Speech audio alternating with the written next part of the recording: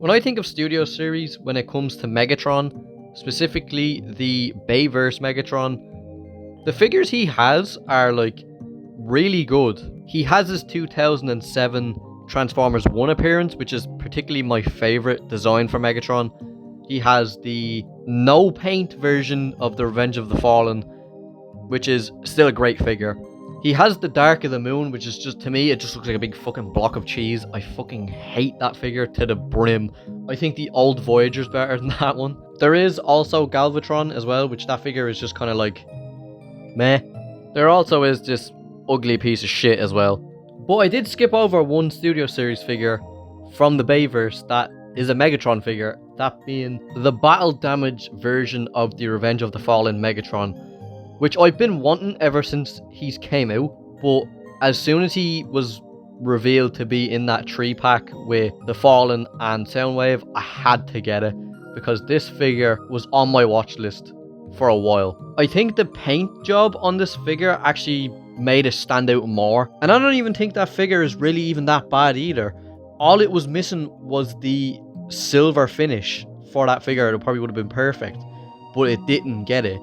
And this figure got it. And I know you can buy a KO version that has the silver finish. I have bought KOs as well. I'm not against buying them or anything. But I think they really did miss the opportunity to really just give it to him in the first place. Getting to a closer look into the whole paint job and the detail in this figure, you can instantly see how much the paint actually improves the figure's design when it blends in with the gold, and it just makes it look 10 times better. There is also darker patches around the figure to really give him the battle damage sort of look to the silver, and I really do like it. I think it makes it stand out a lot more, which I'm very happy with this figure's paint, I can't even lie. When you put the two side by side, you can really see the difference in the paint job. You can see what I mean by the Megatron having like no paint, and then you look at the battle damage version and he's just covered in detail and so much more paint, and it just stands out a lot more than what the other Megatron has. But they're both good figures, but I do prefer the battle damage version. And the battle damage head sculpt is one of the key reasons I think I love this figure so much. I just love the battle damage head because it's just so fucked up. It has so much detail. Yeah, it also adds in silver paint once again. It goes into the darker areas and it just makes it pop. And here's even a side by side between the two Megatrons. Obviously they're not going to have the exact same head sculpt because one of them's battle damage, the other one is not. But you can still really see the difference between the paint. Here's a left hand side angle of both of the faces, and then here is a right hand side version. Moving on to the figure's articulation, he does indeed have a ball joint at the head. You can look upwards and downwards. Also left hand side and the right hand side. His neck can also come forward, which gives the figure a better head range. His arm can come out and has a swivel at the shoulder. He also has a swivel at the upper arm, and also a bend at the elbow, and some movement at his fingers. And his arm can also do a 360. His other arm also has around the same articulation. The only difference is he doesn't have a pair of fingers, he has a gun, but there is articulation in the blade which you can stick inside the gun and take it back out. There is no waist swivel. He can kick forward that far and go back that far, and also has a split. He has very awkward knee articulation, but it is there indeed. And he also has some movement in the toe and also a pivot, which I did not record. Size comparison time, we have the original Revenge of the Fallen Voyager class Megatron. Here he is next to the leader class The Fallen. Here he is next to the Revenge of the Fallen Voyager class Optimus Prime from the Studio Series. Here he is next to the Voyager class Revenge of the Fallen Starscream. Here he is next to the Voyager class 2007 Megatron.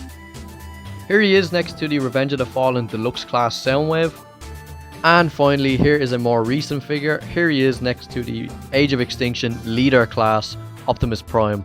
It's actually mental to think that Optimus Prime is a leader class, yet the Voyager class Megatron towers over him.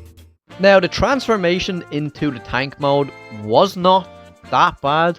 He doesn't have a really complex transformation. It's quite simple, which I do like. I do enjoy the simple transformations. And the tank mode isn't even that big. He's kind of compressed. He's not really that big kind of width or lengthwise. He's also got these little guns at the back on both sides, which can both articulate up and down just for a little extra articulation. The detail in the tank's gears is really cool. I really do like how it looks. You can also see his dopey head in the fucking tank mode, which I find funny. And you can also move the turret as well, but it can only move up and down. Bro can in fact roll. And just overall, the tank mode is really cool. He doesn't really have a lot of problems. I guess the only problem is the legs of the tank sticking together aren't always the best.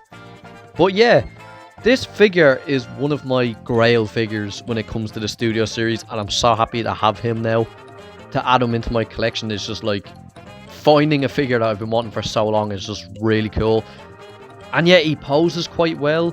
He doesn't really have many issues. Like, the other one has no issues really either, apart from the paint. To now finally get one of my Grail figures from the Studio Series line, I'm very pleased with what I was looking for, because this figure is great. Obviously, it's basically the same as the other one, just with a few top-ups. But I do like this one more. I do like it more. So, out of 10, I'm going to give this figure a 9 out of 10. There only is like a tiny bit of stuff that I wished were better on this figure, which was the back knee pads falling off continuously, the front knee pads falling off continuously. But that was a problem on the previous figure as well. Other than that, I do really like this figure. He composed brilliantly. His paint apps are really good with the silver and stuff. The head sculpt's great. And yeah, he's probably up there at one of my favorite Studio Series right now, and probably won't change.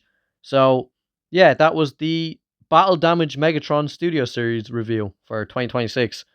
I finally uploaded a video in the space of 3 days. Oi! Prick! Yeah, you! Subscribe me, you wanker!